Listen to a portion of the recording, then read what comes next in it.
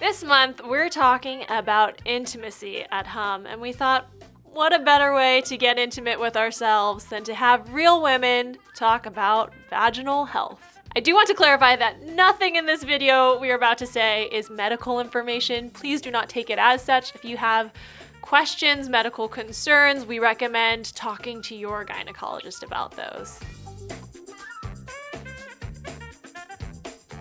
I feel pretty comfortable talking about my vaginal health with most people, like my friends or my mom, my gyno, obviously. Probably the least comfortable place I would say is my work setting. I feel pretty comfortable talking about vaginal health. It's something that I talk about often with my friends, roommates, and even my mom. Yeah, I guess it's not who, it's more like the situation. I don't usually just bring it up, but if it's out there, I'm happy to talk about it. I love talking about the vajayjay. Does anyone else call it that? The flower? My special place? No, I can talk about it with anyone, anytime.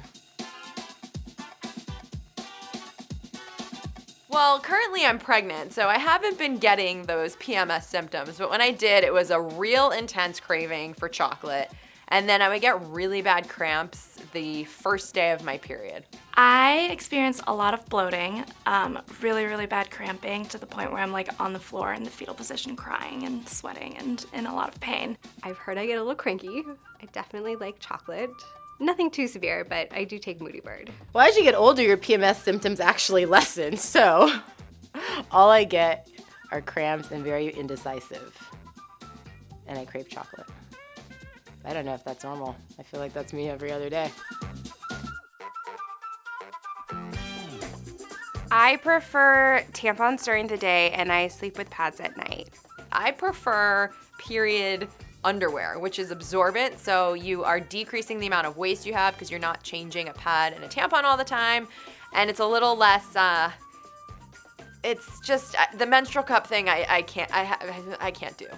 Tampons were my sanitary device of choice for many years, but I have since switched to a menstrual cup actually, and they can be a little intimidating to get started with, but I do just feel like I like the sustainability of it. I don't even notice it or think about it all day. I prefer tampons.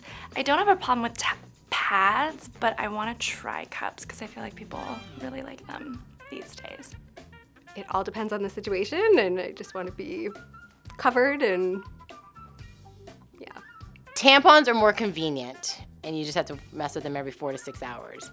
Pads are in your face, but since menstrual cups are so new, I feel like I should get on board. I'm sure, are the millennials doing it? Are they? I'm doing it. And there it is. I know that it's supposed to be in between like 4 and 4.5 or something.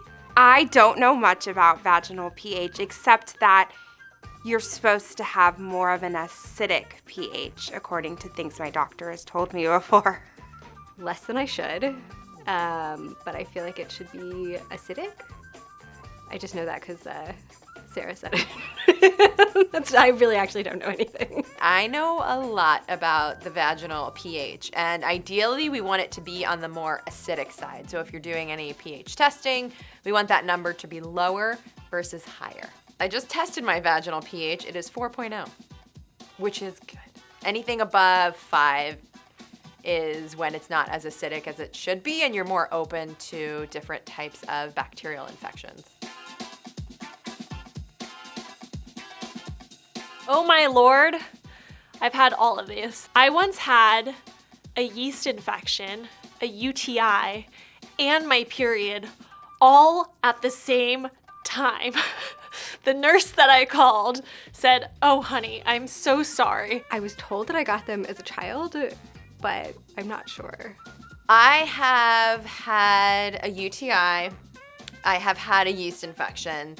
I've never had bacterial vaginosis that I'm aware of. So heads up, guys, when you have sex, you have to go pee afterwards, otherwise you will get a UTI. Doctors even say that, it's a thing.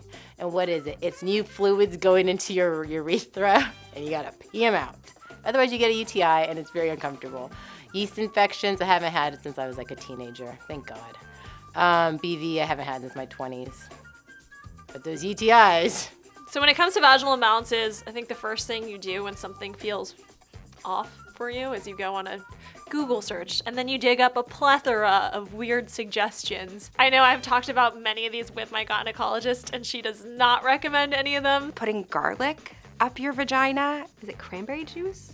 I used to have a girlfriend that lived in Topanga, and when she got a yeast infection, she would dip her tampon in yogurt and then stick it in there. Boric acid suppositories. Douching, I don't do that. I've heard apple cider vinegar can be good for yeast infections. But I would never personally do any at-home remedies. I go to the doctor. No one should be sticking anything up there. There's a handful of things. There's less than like 3 things that should go up there, honestly. Also very messy. All these home remedies are like the messiest thing. Can't wait for my mom to watch this. Hi, Mom. I would just like to say that as women, we need to be educated about our vaginas. It's not talked about enough. And yeah, we got to know what's going on down there. Oh, we should talk about vaginal health with each other because something that you're probably experiencing, your girlfriend might be experiencing, and it's good to like, know that it's normal and things that are happening down there are okay. But if you don't talk about them, you're just running around thinking that it's like abnormal and that there's something wrong with you. And BV's normal, smells are normal, things coming out, dyeing your underwear are normal. It's all normal. So really, guys, we hope that hearing some of our candid responses will clear the way to make you feel like it's okay to talk about your vaginal health with your gynecologist, with your friends. It's good to get these conversations going and for people to just feel empowered in their bodies and like they're not alone in their concerns. If you like this video, don't forget to give it a thumbs up. Comment below with any questions you have about vaginal health, any stories you want to share. I would love to read them. And otherwise, we will see you very soon. I used to wear tampons. Do I want to share that memory? Nope.